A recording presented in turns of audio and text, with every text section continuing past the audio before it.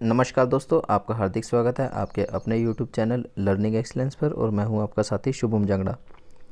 दोस्तों, जैसा कि आप सभी जानते हैं, हमने मॉडर्न इंडिया की सीरीज़ कंटिन्यू शुरू रखी हुई है और इस सीरीज़ के तहत हम आपको ऑलरेडी 7 क्लास प्रोवाइड करवा चुके हैं। और आज की क्लास में आज की वीडियो में हमारी 8वीं क्लास रहेगी। और इस 8वीं क्लास में हम डिटेल से पढ़ने वाले हैं भारतीय राष्ट्रीय कांग्रेस को। और भारतीय राष्ट्रीय कांग्रेस से संबंधित जितने भी दोस्तों क्वेश्चन बनते हैं वो सभी के सभी डिस्कस करेंगे इस वीडियो में। दोस्तों, जितने भी शुरू से लेके लास्ट तक, जब तक संविधान लागू नहीं किया था तब तक जितने भी अधिवेशन होंगे हम सारे के सारे पढ़ लेंगे, क्योंकि किसी भी वनडे एग्ज़ाम में भारतीय राष्ट्रीय कांग्रेस के अधिवेशन से क्वेश्चन देखने को मिल सकता है। और मैं नहीं चाहता कि अगर आपको ये क्वेश्चन किसी वनडे एग्ज़ाम में बैठने के बाद क्वेश्चन दिखे और आपका गलत हो। इसलिए दोस्तों, हमारी सिर्फ यही कोशिश है कि आपका कोई भी क्वेश्चन गलत ना हो। तो चलिए दोस्तों, वीडियो को स्टार्ट करते हैं, क्लास को शुरू करते हैं, टाइम को ज़्यादा वेस्ट ना करते हुए। दोस्तों, भारतीय राष्ट्रीय कांग्रेस जो है वो 1885 में इसकी स्थापना हो गई थी। और जो ऑप्शन में आपका नाम लिखा होता है कि इसके संस्थापक कौन कहलाते हैं, तो A.O. ह्यूम कहलाते हैं। कौन कहलाते हैं दोस्तों? A.O. ह्यूम। ज़्यादातर इनकी शॉर्ट फॉर्म में आती है A.O. ह्यूम। अगर आपसे इन केस कई बार किस्मत ख़राब होती है तो फुल फॉर्म भी दे देता है, तो फुल फॉर्म अगर पूछ ले तो फुल फॉर्म आएगी एलन ऑक्टेव ह्यूम। तो A.O. की फुल फॉर्म रहेगी एलन ऑक्टेव ह्यूम। तो दोस्तों, ये तो थे इसके संस्थापक। और 1885 में भारतीय राष्ट्रीय कांग्रेस की स्थापना हुई थी। भारतीय राष्ट्रीय कांग्रेस में से जो दोस्तों आपका कांग्रेस नामक शब्द है, कांग्रेस नामक शब्द तो अमेरिका से लिया हुआ है, क्योंकि अमेरिका जो संसद है, अमेरिका की संसद को भारत में तो यहाँ संसद बोल देते हैं, लेकिन जो अमेरिका की संसद है उस संसद को अमेरिका में कांग्रेस बोलते हैं। तो जो कांग्रेस शब्द है वो तो अमेरिका से लिया गया है।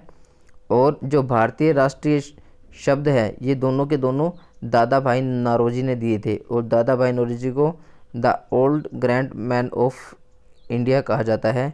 और ये प्रथम व्यक्ति है जिन्होंने प्रति व्यक्ति आय निकाली थी सबसे पहली बार। और ये बहुत ही इंपॉर्टेंट रहने वाले है, इसलिए दोस्तों इन्हें याद रखना। दोस्तों, अगर आपसे पूछ ले कि भारतीय राष्ट्रीय कांग्रेस का पुराना नाम क्या हुआ करता था, तो भारतीय राष्ट्रीय कांग्रेस का पुराना नाम हुआ करता था भारतीय राष्ट्रीय संघ। चलिए दोस्तों, नेक्स्ट पॉइंट की ओर बढ़ते हैं। भारतीय राष्ट्रीय कांग्रेस की स्थापना एलन ऑक्टेव ह्यूम यानी कि A.O. ह्यूम नामक व्यक्ति ने की थी 1885 में।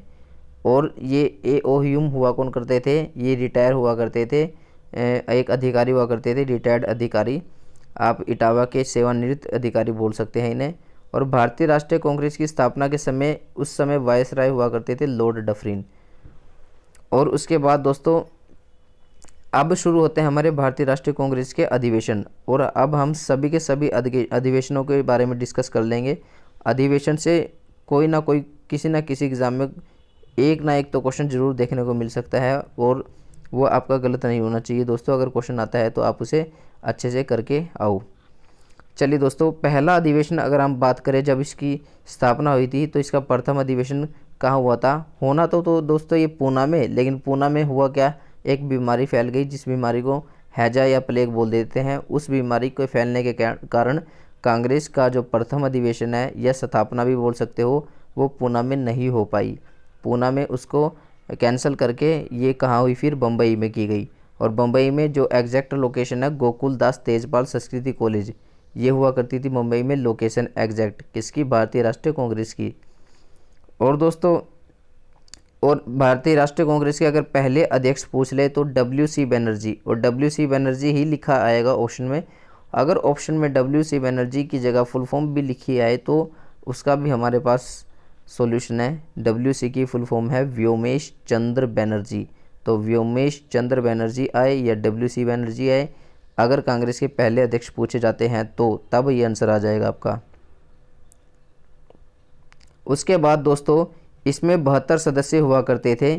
पहला जो अधिवेशन हुआ था कांग्रेस का मुंबई में, उसमें 72 सदस्य थे कुल। और अगर आपसे ये पूछ ले कि इन 72 सदस्यों में से हरियाणा की ओर से कौन सा व्यक्ति हुआ करता था, तो हरियाणा की ओर से हमारा व्यक्ति रहेगा दोस्तों राय बहादुर लाला मुरलीधर। और ये राय बहादुर लाला मुरलीधर वही है दोस्तों जिन्होंने 1886 में हरियाणा में कांग्रेस की स्थापना की थी, या कांग्रेस की एक शाखा लेकर आए थे हरियाणा में, और हरियाणा के अंबाला ज़िले में ये लेकर आए थे। याद रखना दोस्तों कि अगर ये क्वेश्चन आ जाए आपके आने वाले CET में कि कांग्रेस की जो शाखा है वो हरियाणा में कब आई थी, तो 1886 में आई थी, और किस जगह आई थी, अंबाला में। कौन लेकर आए थे, राय बहादुर लाला मुरलीधर।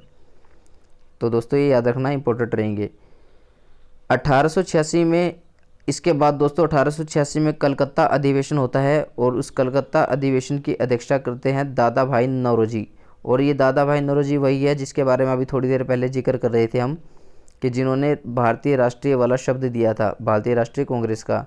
तो भारतीय राष्ट्रीय का जो शब्द है वो तो दिया था दादा भाई नौरोजी ने, और जो कांग्रेस नामक शब्द है वो हमने अमेरिका से लिया था। तो भारतीय राष्ट्रीय का जो शब्द है किसके द्वारा दिया गया है, दादा भाई नौरोजी के।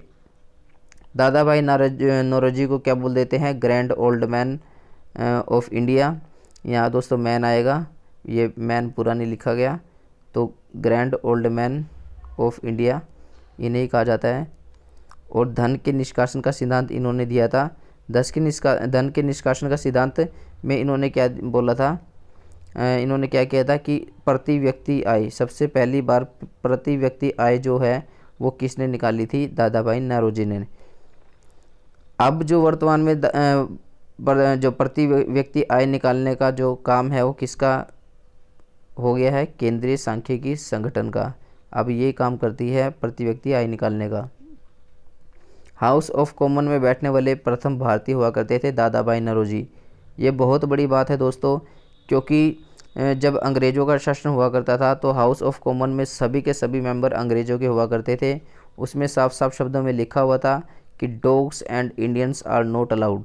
और उस समय हमारे दादा भाई नौरोजी जो व्यक्ति होते हैं, भारतीय व्यक्ति, ये हाउस ऑफ कॉमन में बैठने वाले प्रथम व्यक्ति हुआ करते थे। तो इनका लेवल देख लो दोस्तों कैसा होता था भाई। जिस जगह पर एंट्री करना अलाउड नहीं था भारतीयों का, और वहाँ पर इन्होंने एंट्री लेना शुरू कर दिया था, तो इतने बड़े व्यक्ति माने जाते हैं। दादा भाई नौरोजी जो है वो पारसी जाति से बिलोंग किया करते थे। उसके बाद दोस्तों अगला अधिवेशन आता है मद्रास अधिवेशन। और मद्रास अधिवेशन जो है दोस्तों कब होता है, 1887 में। और 1887 में इस मद्रास अधिवेशन की जो अध्यक्षता करते हैं वो है बदरुद्दीन तैयब जी। उसके बाद दोस्तों भारतीय राष्ट्रीय जो कांग्रेस है उसके पहले मुस्लिम अध्यक्ष कहलाते हैं कौन, बदरुद्दीन तैयब। याद रखना दोस्तों, अगर आपसे डायरेक्ट क्वेश्चन पूछ ले कि भारतीय राष्ट्रीय कांग्रेस के प्रथम मुस्लिम अध्यक्ष कौन कहलाते हैं, तो बदरुद्दीन तैयब जी। और बदरुद्दीन तैयब जी ने कब अध्यक्षता की थी, 1887 के मद्रास अधिवेशन में, मद्रास में हुआ था जो। 1888 में अगला अधिवेशन होता है दोस्तों, जो कि इलाहाबाद में आयोजित किया गया। और इलाहाबाद वाले इस अधिवेशन में वहाँ की अध्यक्षता की जॉर्ज यूले ने। और जॉर्ज यूले जो है वो प्रथम अंग्रेज हुआ करते थे भारतीय राष्ट्रीय कांग्रेस की अध्यक्षता के। तो डायरेक्ट अगर आपसे क्वेश्चन पूछ ले कि भारतीय राष्ट्रीय कांग्रेस के प्रथम अंग्रेज अध्यक्ष कौन हुआ करते थे, तो जॉर्ज यूले जो है प्रथम अंग्रेज अध्यक्ष होते थे, जिन्होंने इलाहाबाद अधिवेशन जो कि 1888 में हुआ था, 1888 ईस्वी वाले इलाहाबाद अधिवेशन में इन्होंने भारतीय राष्ट्रीय कांग्रेस की अध्यक्षता की थी, जो कि प्रथम अंग्रेज अध्यक्ष कहलाए। उसके बाद दोस्तों हमारा नेक्स्ट पॉइंट आता है, इस अधिवेशन में हरियाणा की ओर से लाला लाजपत राय गए थे। और लाला लाजपत राय जी का हरियाणा में संबंध है हिसार से। तो दोस्तों याद रखना, अगर आपसे ये पूछ ले लाला लाजपत राय जो कि हरियाणा के हिसार से संबंध रखते हैं, वो प्रथम बार कौन से अधिवेशन में गए, तो वो आपने याद रखना है 1888 वाले अधिवेशन में गए। और वो कब हुआ था, 1888 में तो हुआ ही था, लेकिन वो हुआ कहाँ था, इलाहाबाद में, जिसकी अध्यक्षता जॉर्ज यूले ने की थी। उसके बाद दोस्तों 1896 में आता है हमारा अगला अधिवेशन, जो कि कलकत्ता में ही आयोजित किया गया। और इसकी जो अध्यक्षता है वो की रहीमतुल्ला खान ने। इस अधिवेशन में पहली बार राष्ट्रीय गीत गाया गया। दोस्तों सबसे इम्पोर्टेंट, इसको स्टार लगा लेना क्योंकि ये मोस्ट इम्पोर्टेंट रहने वाला है। आगे चलकर एक दो और आएंगे जो अधिवेशन इम्पोर्टेंट रहेंगे, मैं आपको नोट करवाता चलूँगा। इम्पोर्टेंट तो वैसे सारे ही हैं, लेकिन जो मेन इम्पोर्टेंट है उनको ज़रूर याद रखना। जो 1896 वाला कलकत्ता अधिवेशन हुआ था भारतीय राष्ट्रीय कांग्रेस का, जिसकी अध्यक्षता रहीमतुल्ला खान ने की थी। उस अधिवेशन में पहली बार राष्ट्रीय गीत वंदे मातरम गाया गया था। दोस्तों ये पहली बार तो गाया गया था इस अधिवेशन में, लेकिन इसको राष्ट्रीय गीत का जो दर्जा था वो 24 जनवरी 1950 को दिया गया। 24 जनवरी दोस्तों 24 जनवरी 1950 को 3 पद थे या 3 ऐसी इवेंट थे जिनको मान्यता दी गई थी। एक था आपका राष्ट्रपति का पद, और दूसरा था राष्ट्रीय गीत वंदे मातरम, और तीसरा था राष्ट्रीय गान जो कि जन गण मन था। थोड़ी सी डिटेल इसकी ले लेते हैं। जो राष्ट्रीय गीत होता है वंदे मातरम वो किसके द्वारा लिखा गया है? बंकिम चंद्र चटर्जी द्वारा। और बंकिम चंद्र चटर्जी की एक पुस्तक आ जाती है जो कि एग्ज़ाम में देखी जा चुकी है, जिसका नाम होगा आनंद भट्ट। आनंद भट्ट नामक पुस्तक के जो लेखक हैं वो बंकिम चंद्र चटर्जी रहेंगे। अगर आपसे वंदे मातरम जो हमारा राष्ट्रीय गीत है उसका समय काल पूछ ले कि भाई वो कितने समय तक गाया जाता है, तो 65 सेकंड रहेगा दोस्तों उसका टाइम पीरियड। और 65 सेकंड एक बार होता क्या दोस्तों, 65 सेकंड नहीं आया ऑप्शन में आ गया 1 मिनट 5 सेकंड। बात तो वही है दोस्तों, 1 मिनट में 60 सेकंड होते हैं। कितने? 1 मिनट में 60 सेकंड होते हैं, और 60 सेकंड ये हुई और 5 सेकंड अलग से लिखा गया, तो 60 सेकंड और 5 सेकंड टोटल 65 सेकंड हुआ ना दोस्तों। तो थोड़ा सा दिमाग लगाना, अगर मान लो 65 सेकंड ना आया तो 1 मिनट 5 सेकंड आ जाएगा। उसके बाद दोस्तों अगला अधिवेशन होता है बनारस में। बनारस का जो अधिवेशन कहलाता है ये 1905 में हुआ, जिसकी अध्यक्षता की गोपाल कृष्ण गोखले ने। और ऐसा कहा जाता है दोस्तों, गोपाल कृष्ण गोखले जो होते हैं वो राजनीतिक गुरु होते हैं महात्मा गांधी के। मतलब महात्मा गांधी जी ने जो राजनीतिक की जो प्रक्रिया है, जो राजनीतिक से संबंधित तथ्य हैं, वो सारे के सारे किससे सीखे थे? गोपाल कृष्ण गोखले से। तो इसलिए महात्मा गांधी जी के राजनीतिक गुरु कौन कहलाए? गोपाल कृष्ण गोखले। 1905 के अधिवेशन में स्वदेशी की मांग रखी गई, ये याद रखना एक्स्ट्रा फैक्टर दोस्तों। 1906 जो कि कलकत्ता अधिवेशन हुआ 1906 में, इसकी अध्यक्षता दादा भाई नौरोजी ने की। और इस अधिवेशन में सब राज्य की मांग उठाई गई कि भाई हमें तो पूरा राज्य चाहिए है, देश की आज़ादी चाहिए। 1907 में कांग्रेस 2 गुटों में बट जाता है। ये इंपॉर्टेंट रहेगा दोस्तों, आपसे अगर पूछ ले कि किस अधिवेशन में जो कांग्रेस है वो 2 गुटों में बट जाता है, तो 1907 में जो कांग्रेस है वो 2 गुटों में बट जाता है। और उससे पहले जो अधिवेशन हुआ था कलकत्ता अधिवेशन, मतलब इस अधिवेशन के बाद जो है 1907 में कांग्रेस 2 गुटों में बट जाती है, नरम दल और गरम दल। आगे चलकर ये दोनों फिर से एक हो जाएंगी दोस्तों। नरम दल और गरम दल ये 2 दल बट गए थे। 1907 को जो 7 को अधिवेशन हुआ था पूना से स्थानांतरित करके सूरत में कर दिया गया। दोस्तों होता क्या है, पूना में अधिवेशन होना होता है भारतीय राष्ट्रीय कांग्रेस का 1907 में, लेकिन पूना से शिफ्ट करके इसको सूरत में कर दिया गया। लेकिन सूरत में जब इसका अधिवेशन किया गया तब वहाँ के अध्यक्ष को मतलब सिलेक्ट करने की या अध्यक्ष को चूज़ करने की एक स्थिति खड़ी हो गई कि भाई अध्यक्ष किसको बनाया जाए। तो उस समय थोड़ी सी वोटिंग ली गई थी, उस वोटिंग के तहत रास बिहारी घोष को अध्यक्षता संभालनी पड़ी थी। तो रास बिहारी घोष जो है वो उन्होंने अध्यक्षता कब की थी भारतीय राष्ट्रीय कांग्रेस की? 1907 में। और कहाँ की थी? ये होनी तो थी पूना में, लेकिन हुई कहाँ? सूरत में। उसके बाद दोस्तों 1911 का जो अधिवेशन होता है ये कलकत्ता में होता है। और 1911 के इस कलकत्ता अधिवेशन में की जो अध्यक्षता है वो विष्णु नारायण दत्त ने की थी। और ये भी इम्पोर्टेंट रहेगा, इसको भी स्टार लगा लेना, क्योंकि इस अधिवेशन में राष्ट्रीय गान पहली बार गाया गया था। हालांकि राष्ट्रीय गान को जो राष्ट्रीय गान की जो मतलब राष्ट्रीय गान का जो हक है, मतलब जो बोल देते हैं आप दर्जा, राष्ट्रीय गान का दर्जा, राष्ट्र का दर्जा कब दिया गया था? 24 जनवरी 1950 में। लेकिन जो पहली बार राष्ट्रीय गान पूछ ले कब गाया गया था, तो 1911 के कलकत्ता अधिवेशन में गाया गया था राष्ट्रीय गान। राष्ट्रीय गान हमारा जनगण मन है। और ये किसकी अध्यक्षता में गाया गया था? जिसकी अध्यक्षता विष्णु नारायण दत्त ने की थी, तब गाया गया था।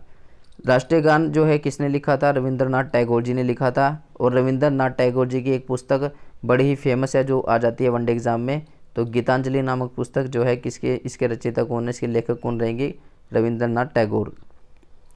राष्ट्रीय गान को दर्जा 24 जनवरी 1950 को मिला था। तथा इसकी कम से कम समय अवधि अगर पूछ ले तो 20 सेकंड रहेगी, जो कि न्यूनतम अवधि कहलाती है। और अधिकतम अवधि पूछ ले समय अवधि तो 52 सेकंड रहेगी। 20 सेकंड किस हिसाब से, क्योंकि कई बार इमरजेंसी होती है, देश में इमरजेंसी लग रही होती है, तो उस इमरजेंसी के तहत हम राष्ट्रीय गान की स्टार्टिंग की लाइन और अंतिम की लाइन गा देते हैं। तो ये स्टार्टिंग की और अंतिम की लाइन मिला के 20 सेकंड समय बनता है। इसलिए अगर आपसे समय अवधि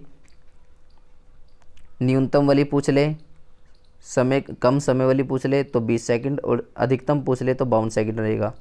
आपातकाल के समय राष्ट्रीय गान 20 सेकंड का गाया जाता है। 1916 में लखनऊ अधिवेशन हुआ दोस्तों। लखनऊ अधिवेशन लखनऊ में होता है, जो कि 1916 में आयोजित किया गया, और इसे लखनऊ समझौता भी कहा गया। इसमें दोनों दलों को एक में मिला दिया गया, मतलब एक में मिला दिया गया, मतलब ये दोनों के दोनों दल जो है वो मिल गए थे। इन दोनों दलों को मिलाने का जो श्रेय दिया जाता है वो उसमें किसका योगदान रहा ज़्यादा, एक श्रीमती एनी बेसेंट का, और जो कि आयरलैंड की महिला हुआ करती थी, और दूसरे व्यक्ति होते थे बाल गंगाधर तिलक। इन दोनों के प्रयासों से ही ये दोनों दल एक हो गए थे। इनका बहुत बड़ा योगदान रहेगा। और दोस्तों जो आपका लखनऊ अधिवेशन हुआ था 1916 में, उसकी अध्यक्षता की थी एमजी मजूमदार ने। एमजी मजूमदार ने अध्यक्षता की थी लखनऊ अधिवेशन की, और इस ही अधिवेशन में गरम दल और नरम दल दोनों एक हो गए थे। इनके अलावा एक तीसरा दल और ऐड हुआ था दोस्तों इसके अंदर, लखनऊ समझौता में इन दोनों दलों के अलावा एक तीसरा दल और आया था, जिसका नाम था मुस्लिम लीग।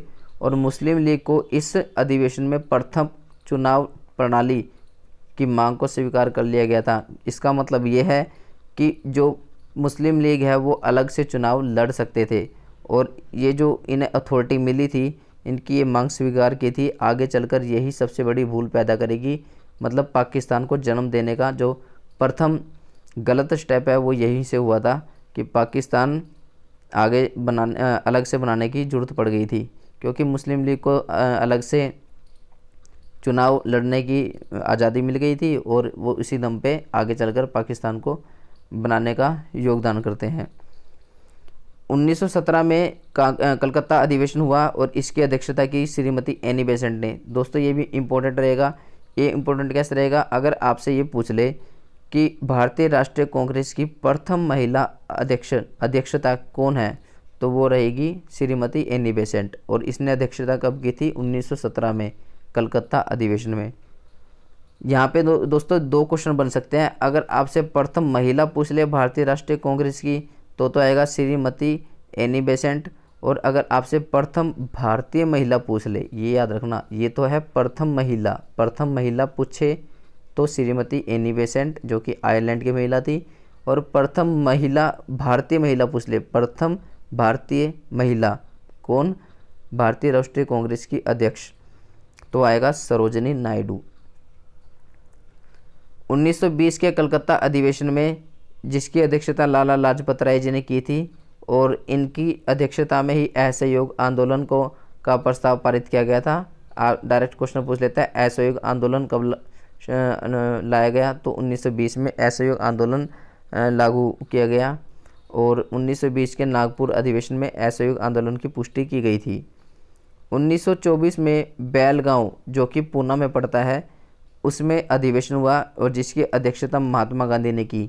एकमात्र ऐसा कांग्रेसी अधिवेशन है जिसकी अध्यक्षता महात्मा गांधी ने की।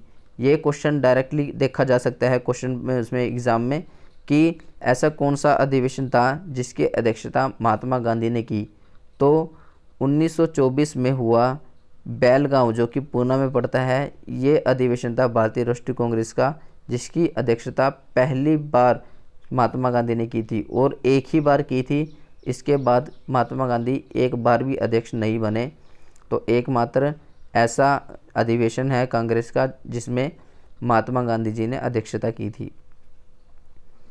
1925 में होता है दोस्तों कानपुर अधिवेशन, और कानपुर अधिवेशन इसकी अध्यक्षता श्रीमती सरोजिनी नायडू करती है।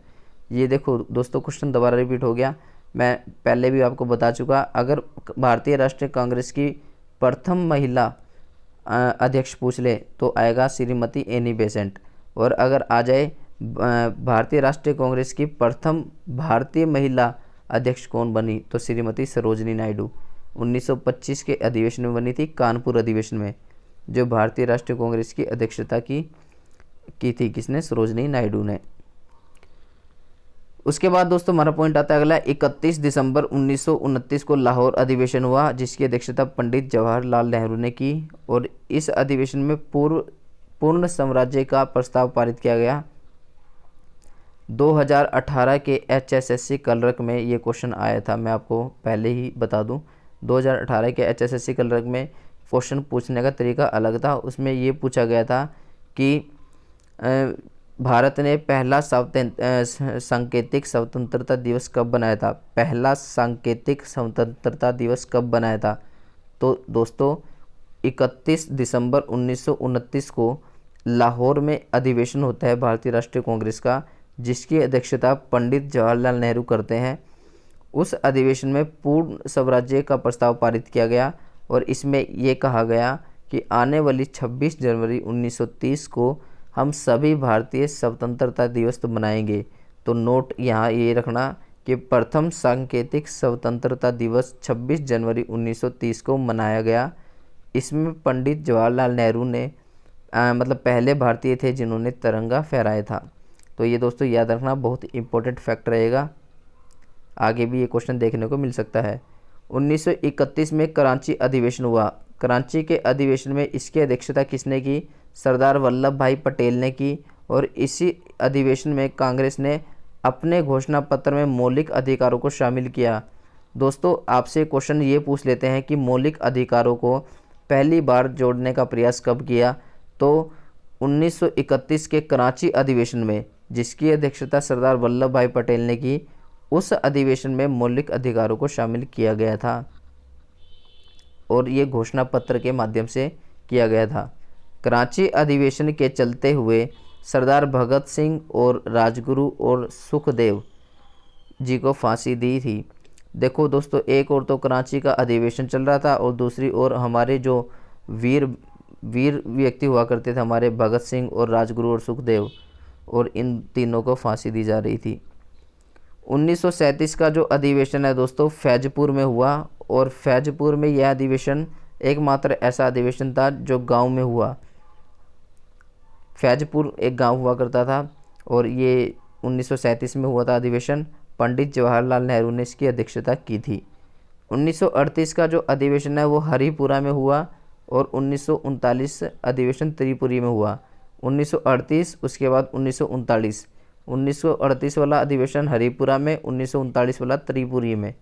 इन दोनों अधिवेशनों में नेताजी सुभाष चंद्र बोस ने अध्यक्षता की थी, ये याद रखना। इसलिए मैंने दोनों अधिवेशन एक साथ लिखवा दिए कि 1938 वाला और 1939 वाला। 1938 में हरिपुरा में हुआ था, 1939 में त्रिपुरी में हुआ था, और इन दोनों की दोनों जो आपकी अधिवेशन है इसकी अध्यक्षता सुभाष चंद्र बोस जी ने की थी। 1939 में महात्मा गांधी ने, दोस्तों होता क्या है 1939 में क्या होता है, इलेक्शन हो जाते हैं। इलेक्शन मतलब कांग्रेस की पार्टी में इलेक्शन रखे जाते हैं। उस इलेक्शन में एक ओर तो खड़े होते हैं नेताजी सुभाष चंद्र बोस, दूसरी ओर से हमारे जो महात्मा गांधी हैं, महात्मा गांधी पटौदी सीतारमैया को खड़े कर देते हैं उनके अपोजिट में कि भाई तू खड़ा हो, तू लड़ अपोजिट की साइड से। तो होता क्या दोस्तों, जो नेताजी सुभाष चंद्र बोस है वो भारी मतों से जीत जाते हैं, चुनाव जीत जाते हैं, जिस इनकी इस जीत ने महात्मा गांधी को मायूस कर दिया, और महात्मा गांधी ने कांग्रेस को छोड़ने का फैसला किया था। लेकिन सुभाष चंद्र बोस जी ये नहीं चाहते थे कि महात्मा गांधी जी कांग्रेस को छोड़े, इसलिए उन्होंने दिमाग लगाते हुए खुद ही ये सोचा कि अगर मैं कांग्रेस पार्टी छोड़ दूंगा तो मेरा तो कुछ नहीं जानेगा, लेकिन महात्मा गांधी जी की अभी इन पार्टी को ज़रूरत है, देश को ज़रूरत है, तो इसलिए महात्मा गांधी जी को इन्होंने रुकने के लिए कहा और ख़ुद ही कांग्रेस पार्टी छोड़कर चले गए। तो दोस्तों हमारा पॉइंट क्या रहेगा, 1939 में महात्मा गांधी जी ने सुभाष चंद्र बोस के अपोजिट में पटौदी सीतारमैया को चुनाव में उतार दिया, परंतु नेताजी सुभाष चंद्र बोस जो है भारी मतों से चुनाव जीत जाते हैं, और सीतारमैया की हार की वजह से महात्मा गांधी ने कांग्रेस की पार्टी को छोड़ने का फैसला किया, परंतु सुभाष चंद्र बोस ने महात्मा गांधी को समझाया और उन्हें मनाकर खुद सुभाष चंद्र बोस जी ने कांग्रेस पार्टी से इस्तीफ़ा दे दिया। जैसे ही इन्होंने इस्तीफ़ा दिया कांग्रेस पार्टी से, तो इन्होंने फॉरवर्ड ब्लॉक की स्थापना कर दी 1939 में ही।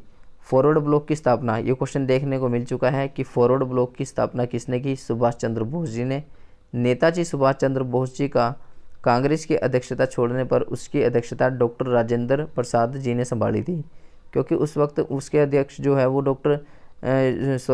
जो राजेंद्र प्रसाद जी है यही संभाल रहे थे। लेकिन जैसे इन्होंने सुभाष चंद्र बोस जी है ये संभाल रहे थे, लेकिन जैसे ये इन्होंने इस्तीफ़ा दिया था तो जो बाकी का जो समय काल था या बाकी का उसको संभालने का कार्य था वो किसने संभाला? डॉक्टर राजेंद्र प्रसाद जी ने, जो कि हमारे प्रथम राष्ट्रपति भी बने थे, वो राष्ट्रपति बने थे।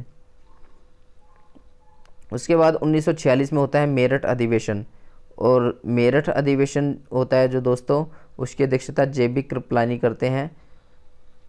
और स्वतंत्रता विभाजन के समय कांग्रेस की अध्यक्षता JB कृपलानी ने ही की थी, और जब भारत आज़ाद हुआ था। याद रखना दोस्तों, आपसे ये भी पूछ सकता है, जब भारत आज़ाद हुआ था 15 अगस्त 1947 को, उस वक्त भारतीय राष्ट्रीय कांग्रेस की अध्यक्षता किसने संभाली थी? तो JB कृपलानी ने संभाली थी अध्यक्षता। 1947 में होता है दोस्तों दिल्ली अधिवेशन। दिल्ली अधिवेशन होता है भारतीय राष्ट्रीय कांग्रेस का, जिसकी अध्यक्षता डॉक्टर राजेंद्र प्रसाद जी ने संभाली थी। और उसके बाद 1950 में होता है नासिक अधिवेशन, और जिसकी अध्यक्षता किसने संभाली थी? पुरुषोत्तम दास टंडन ने, तथा इसी दौरान संविधान लागू हो गया था। तो दोस्तों 1950 जो है वो अंतिम अधिवेशन हुआ करता था भारतीय राष्ट्रीय कांग्रेस का, और तब देश जो है आपका संविधान लागू हो गया था। उसके बाद जो है संसद बन गई थी, और संसद में सभी फैसले लेके आने लगे थे, और जो संविधान सभा का सारा काम है वो संसद ने संभाल लिया था आगे चल के। तो दोस्तों ये तो थे आपके भारतीय राष्ट्रीय कांग्रेस के अब तक के सभी अधिवेशन, शुरू से लेके अंत तक जितने भी अधिवेशन हुए थे।